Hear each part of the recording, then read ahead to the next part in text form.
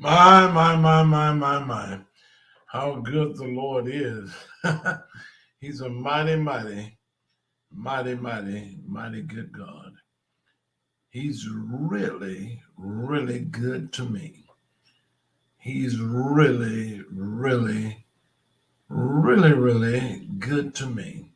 I tell you, God make me feel so good sometimes, knowing that He knows me and blesses me in spite of myself.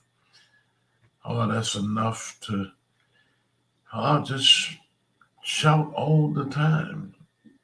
The blessings that God has given me, the places He's landed me and put me in where I know it's nobody but Him. Perhaps in your life, you feel that you have earned or you deserve to be where you are. But I don't feel that way at all, my friends. I don't feel that way at all. To be where I am today, I count it an extraordinary blessing from the Lord. You might be saying, well, Smith, you ain't nowhere. You don't have no mega church. You ain't got no 40,000 members. You don't hold any prestigious office and nothing like that. What do you mean to be where you are? Well, I mean just what I said, just to be where I am, to have what I have, and to know who I know, and to be blessed to have stood in some of the places I've stood in. For my God to be that good to me. I didn't have this cut out for me in life. No, I didn't. I want to thank God for my daddy. Uh, my daddy insisted that I go on to college. I didn't think I should be there. I didn't uh, do so well in school until my last 2 years before I really, it took me the first 10 years to find out what school was. If I had not met a lady named Miss Partridge back in 1966 at the Pensacola High School, I don't know where I would be because I was going to school to get in and get out. I always had a job. I worked before school and after school, and I made money, and that was what was important to me. And learning something wasn't almost on my mind, but I thank God for where He's placed me, how He's used me, and I don't know what you think about how good God has been to you, but I know that He's been extra good to me. Even after doing all right in school in the 11th and 12th grade, I began to make honor roll. I found it a little fascinating because I didn't quit my jobs. I was at work both my 11th and 12th grade year, 4:30 every morning. I wasn't getting up going to work. I was at work, manual work, nothing that sharp. 4:30, I would help unload box cars and trailer trucks for the grocery stores.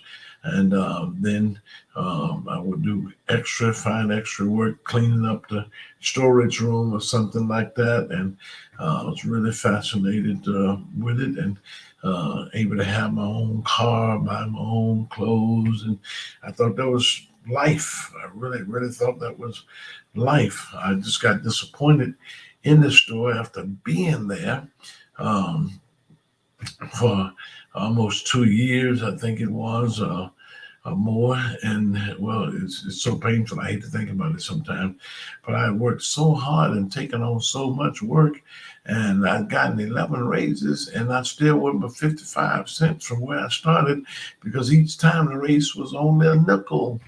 My goodness, I stood there and cried. I didn't let them see me crying.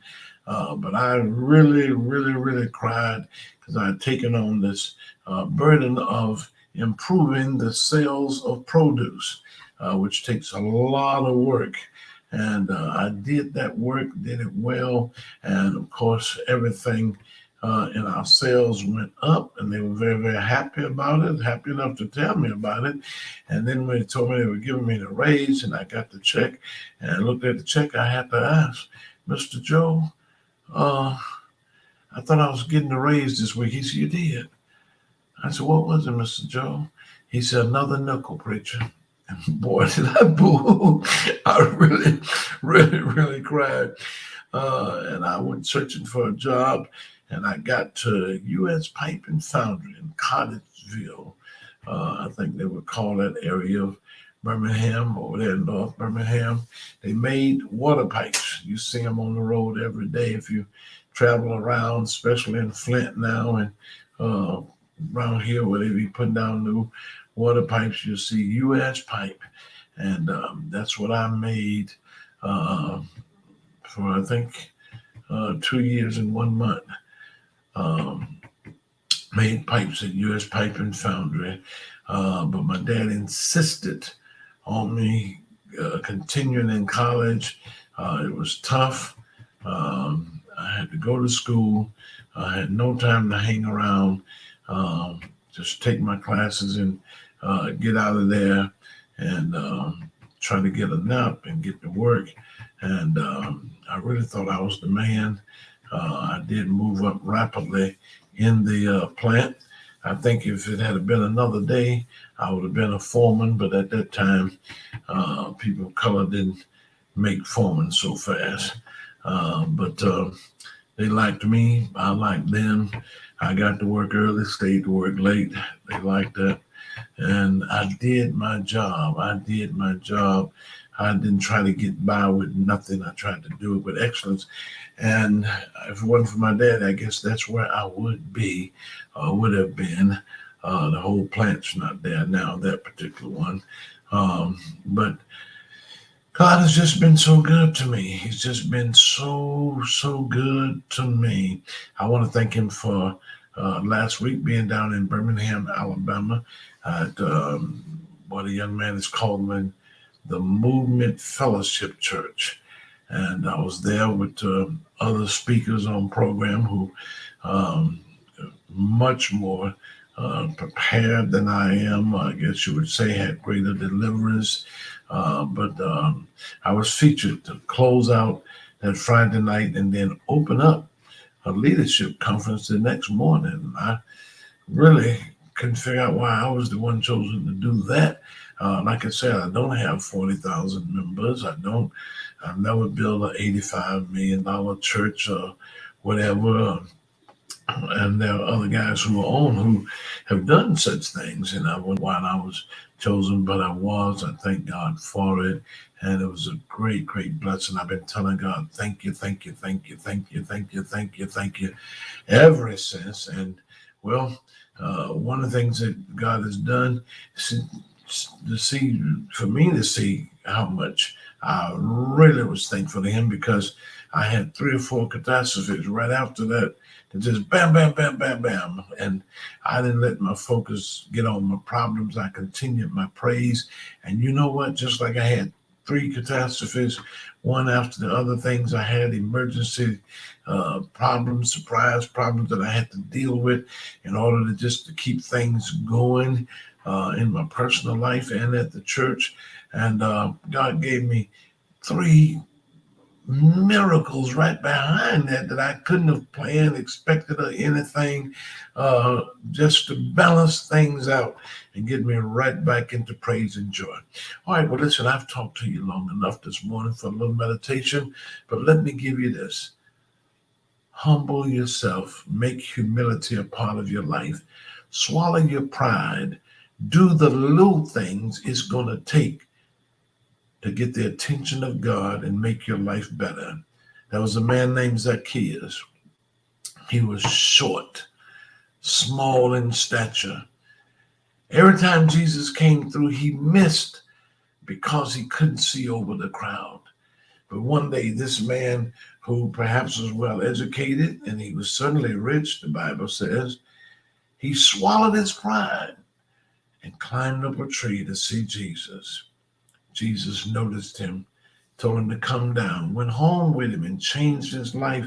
You receive the grace of God by doing an ordinary little thing with extraordinary effort and love. And that's all I'm telling you. In your church, in your household, with your children, with your spouse, do the little things and do them with a lot of pride.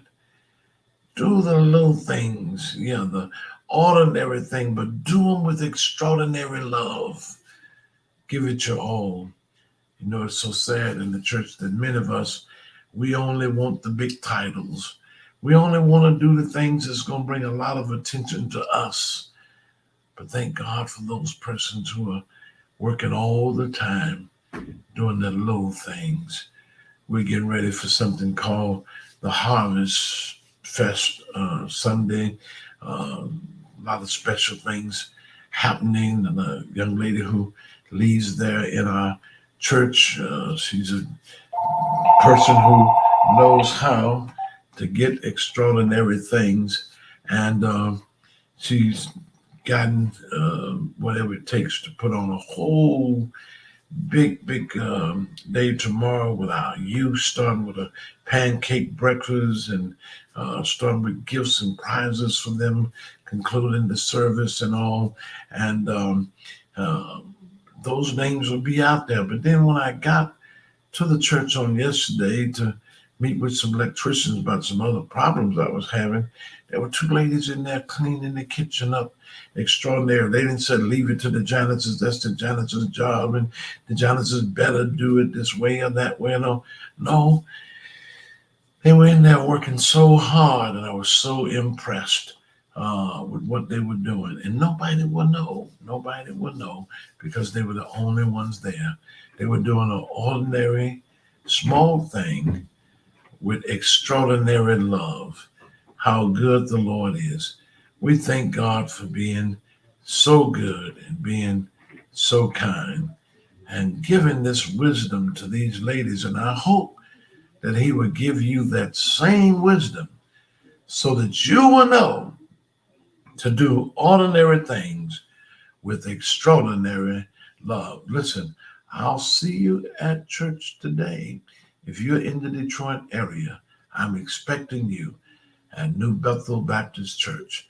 We're at 8430 Linwood, known as C.L. Franklin Boulevard. We're between Grand Boulevard and Claremont. So please come and see us in the 48206 zip code. I'll see you at New Bethel. Until then, do ordinary things with extraordinary love. I got a mind, live for Jesus all of my days. I got a mind, live for Jesus all of my days.